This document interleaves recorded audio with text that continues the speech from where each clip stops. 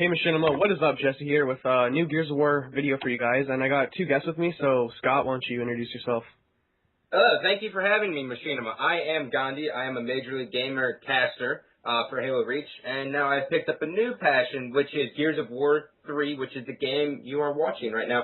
So that is me in a nutshell. Hello guys, this is Anthony Strenzio, aka Gandhi&Prodigy.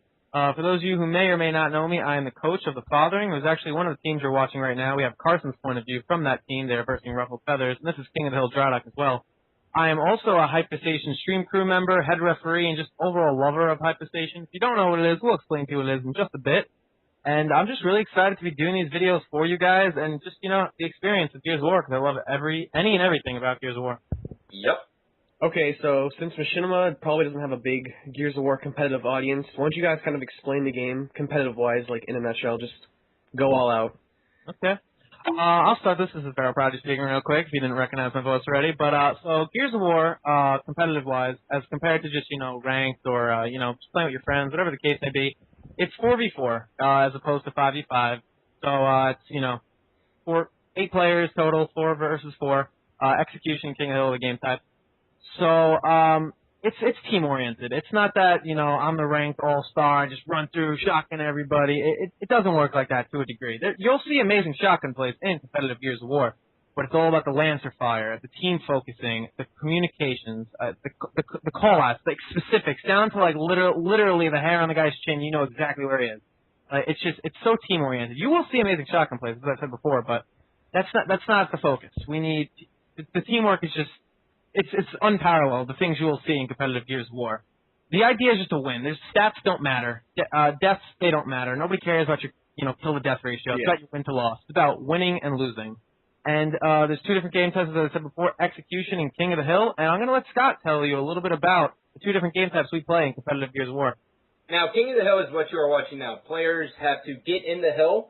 If you have more players in the little ring where the hill is, the time goes faster and then you're able to cap it. You do not actually have to remain in the hill to get the points. You just have to cap it. And in order to win, you have to get 210 points. Now, the thing about King of the Hill is that it is extremely fast-paced, and it's a brand-new game type for this Gears of War series. In the past, when it was on the Major League Gaming Pro circuit, it was only execution-based. Now, execution is basically search and destroy. You have 1 life. And so what you see is the masterminds of these pro players just coming into fruition and just showing you all the tricks that they have in their arsenal. And let me tell you, it is possibly the most interesting thing about Gears of War, watching a team who has studied their opposition for months at a time and then just come out with a completely different strategy against them and just completely annihilating them. It is just awesome to watch. Yeah, just definitely. I mean, there's some teams out there who have strat books just, against the Elves and other teams. It's crazy. Okay, so do you guys want to, I guess, quickly hop into Hyperstation and what that's all about? Yeah, I could take that off first too. Yeah. So Hyperstation is by the players, for the players. It was started by Cesar Noriega, Joseph Salzman, and Christopher Berger. Also in that order, CDN, Vicious, and Convict, as their names are, their online aliases or gamer tags, as we've been known to call them. So, it's for the players, by the players, the local area network, LAN, for short. It's usually on the East Coast base, on New York, New Jersey, in that general area, and anywhere from 16 to 32 teams come out, depending, to compete for over like $12,000 in prizes, depending on the exact event. We've had 2 of them so far, and it's to give the professional Gears of War community an outlet.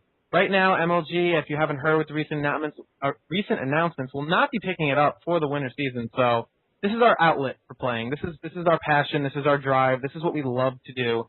And we needed somewhere to do it. Fortunately, great guys at Hyperstation made this possible. And people just go out there, give it their all. Prize money's nice, but it's just about, meeting those people that you know their voices to you. But when you put a face to the voice, meet people, bond together as gamers, as nerdy as that sounds, it's a fun time. Yeah, you're making nerds be a little bit more extroverted. It's fantastic. Now, basically, to kind of take Hyperstation, put it in the layman's terms, basically you take March Madness, reduce it to 32 teams, make it double elimination, and you crowned your winner in that weekend. It is so intense in every aspect. And these players, now this is a grassroots organization, so what you see is there are no technicals. There's a schedule that the players have to follow. That is about it. So you see absurd amount of trash talking, and in the Gears of War community, it gets pretty interesting because these guys are extremely creative. Oh yeah. And that's pretty. And the great thing about it is we take the pros' opinion as full consideration. We are not a dictator of this at all.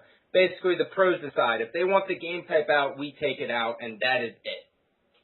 Yep, 100%. We try to I'm just gonna throw this into your brain and drive it in there for the players, by the players, and just to cover quick, I'm the head referee there. I'm also part of the stream crew, as I said before. Scott here is one of the main commentators for Hyperstation as well. So we do whatever we can for Hyperstation and the Gears community as a whole, even if that means bringing people water. We're just all for it.